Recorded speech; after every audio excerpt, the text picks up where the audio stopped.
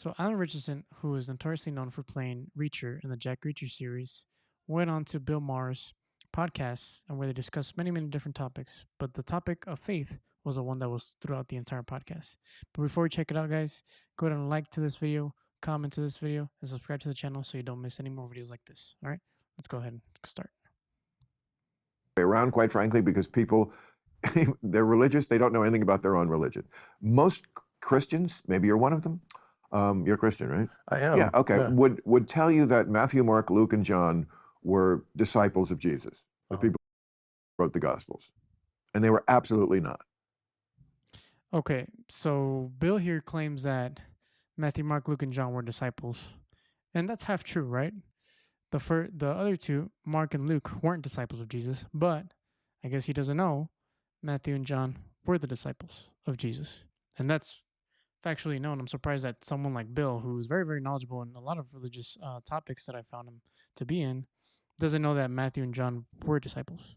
Like that's pretty, I'm pretty sure that's pretty obvious, right? Mark and Luke weren't, but Matthew and John were. So that right there is factually wrong.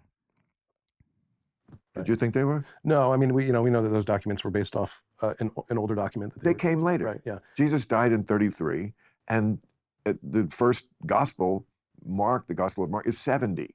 Right. They were not contemporaries of his. They all had similar names, the disciples. Right. So it is a little confusing. Right. But I've talked to people who are real, serious Christians and scholars and all this stuff, and they, oh no, don't think that's. I'm like, trust me, every scholar understands this. It's not an insult either. It's just that's just the fact. I mean, the big. They don't. Come on, I mean, couldn't get that. That's pretty simple, guys. Like knowing that Matthew and John were disciples of Jesus and wrote the Gospels, wrote those two Gospels, Matthew and John. Pretty common, pretty obvious stuff. I mean, I don't know where he's getting that info from.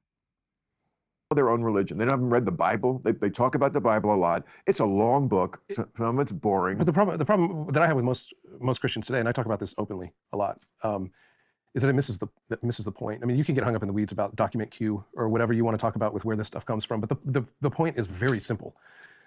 You've got somebody who claims to be the Messiah pointing the way towards a whole radically different new way to love, and that's through self-sacrificial care of your neighbor. Very true.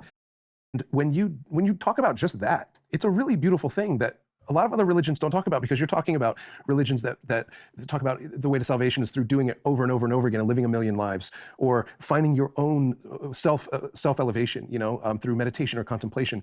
But this is talking about admitting that we are flawed and admitting that there's a path towards joy that comes through self-service and self-sacrifice. And I like that. The biography of Jesus is anything but unique. In fact, it's stolen.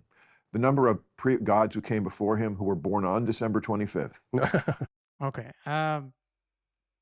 So I think as us being Christians, it's pretty obvious that we know that Jesus wasn't born on December 25th, right? So where is that coming from, right? So, okay, other gods were born December 25th, but we for sure know that Jesus wasn't. We celebrate his birth on the 25th, but we factually know that it wasn't his actual birth date that he was born that day, right? We know from the Gospels that John the Baptist, who was his cousin, was born 6 months after Jesus. So, and in the book of Matthew, I believe, Matthew's appointed to saying that John was born in the 4th month, which would be around April, and 6 months later, Jesus was born. So we know for sure. We don't know the exact date, right? But we know for sure he wasn't born on the 25th. So, yeah, there could be many examples, but we know for sure that that wasn't the case. Had disciples were crucified or something on a tree and then came back to life. Even Genesis, like even the very first story in Genesis, the second line, talking about the Spirit hovered over the water, those chaos waters, that myth was absconded from early Eastern. The flood. So, but the thing that makes it different is there's a twist on every one of them that. And there's a bunch of stories, guys. So one of the things that I've read is the Epic of Gilgamesh, right? That's one of the ones from the flood, and a lot of people were tying it to how this could be pointing to the reference of the flood. The same story, which if you read it isn't the same story, is saying how it's a copycat of Noah's Ark or vice versa, right? Which is not true.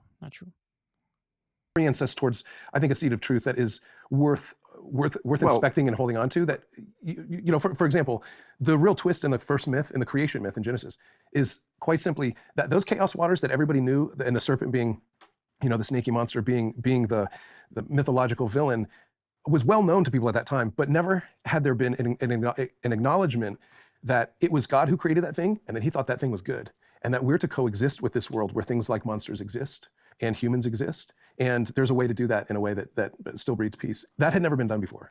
Well, I was going to say, the biography of Jesus, not original, but the message was revolutionary.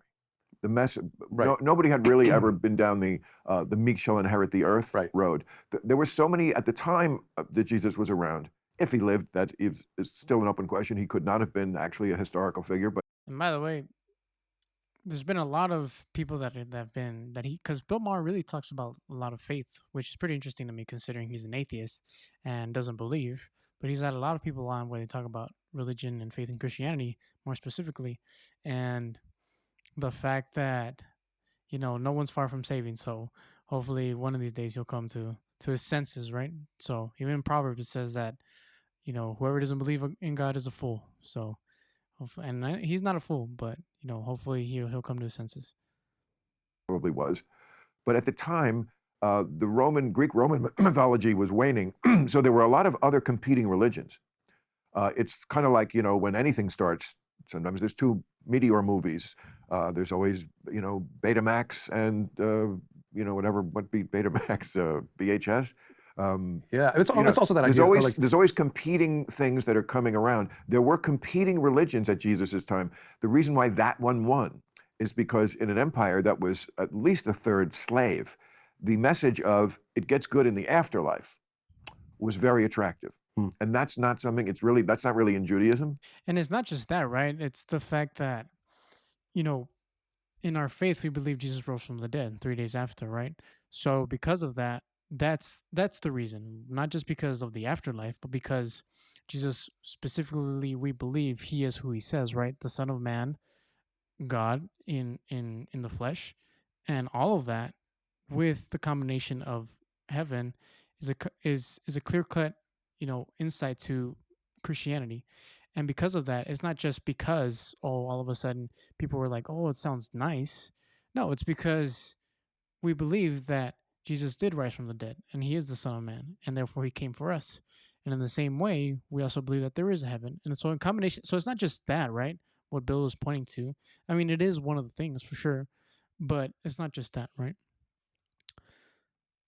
Either. It's not Judaism is not centered on the next world. Right. Christianity is like, sure, this life is shit, but let me tell you something. You're going to inherit the kingdom of heaven. And who's going to do that? The meek, the losers.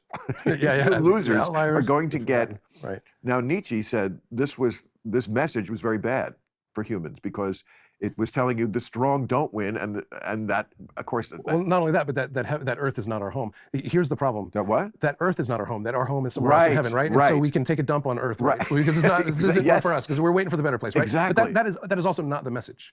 The message is that the kingdom is coming to us. That heaven is coming here. That our restoration, our salvation, and our heaven is earth, that we're earthly creatures made for this place, and that this resurrection will take place on earth. So there's if you're truly following the way of Christianity, you will be a good steward of this place because this is where heaven is. This would be a really successful episode if you got me to be a Christian by the end of it. I'm telling you, this thing would fucking explode. Can you imagine if Bill Maher, out of all people, came to Jesus and came to faith? That would be crazy because he, like I said, he's one of those that is well known for crapping on our faith, right? And no one's far from saving. So let's put it that way. Especially him. The internet.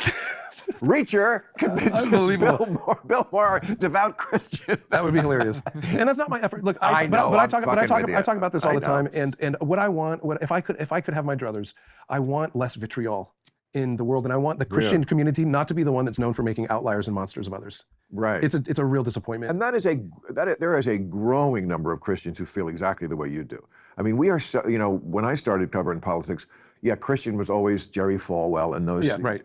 And I mean, the generations change, and it's just the people who are left in Christianity, because it is always going downward. The trend is always less and less people are believing the myth. Why would you want to? God There's bless. a lot of venomous Christians out there who again, who are so tribal that what they're trying to do is find safety in numbers and creating outgroups. No, I mean the younger generations. I'm always ragging on them for good reason. They deserve it, but they do. But and they know it. They're inheriting a real shit show. Oh, stop it! They're inheriting the best world that it's ever been. What a bunch of bullshit. For who?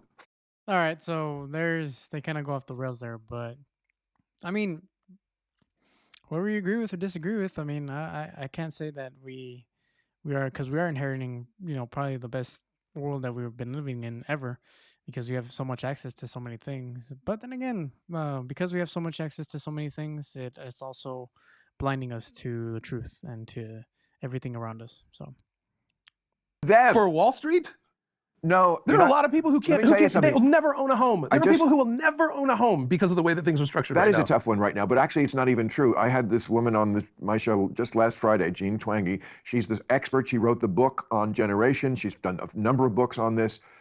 One of the big revelations that surprised me and everybody else who was hearing it is that the millennials, who we've been hearing forever, tough economic times and living in their parents' basement, and actually doing better comparatively by the numbers than every other generation. They're not. Now, wow. Every millennial right now rolling over in their parents' basement as they listen to you say this, but they can't afford a home, hoping their apartment but they're not. So get rent control. Alan, there's all right, well, that's enough of that. So yeah, guys, so what do you guys think? Pretty interesting stuff. And if you want to go check out the entire podcast, I highly recommend it. It was a great conversation. They go more into detail with a bunch of other, bunch of their faith and actually how Alan grew up, and it was really a great conversation. And I really enjoy him and his work on Reacher. And he actually, a new movie just came out called Ordinary Angels. I've been meaning to check that out. But yeah, guys, what do you guys think? I think it's very, very important for us to really, really stay patient, and because really the entire podcast, Bill Maher really, really just goes after him in terms of his faith, and the fact that he stayed so patient and so calm is very, very admirable. So I think that's something that we can learn from, for all of us, that we're not supposed to all get uptight, when our values are attacked, right? But we all are supposed to, stand firm and, say what the facts are, which is Matthew and John were disciples. So, what else does it have to say? Especially knowing that Bill is a very, very factual person. He didn't even get that right. But what else can you say? So, yeah, guys. So that's the end of this video, man. Thank you all for tuning in. I hope you all tune in more. And if you want to see more of this content, go like and subscribe to the channel so you don't miss any more videos. And if you want to, go ahead and check out the next video right up here. All right? Peace.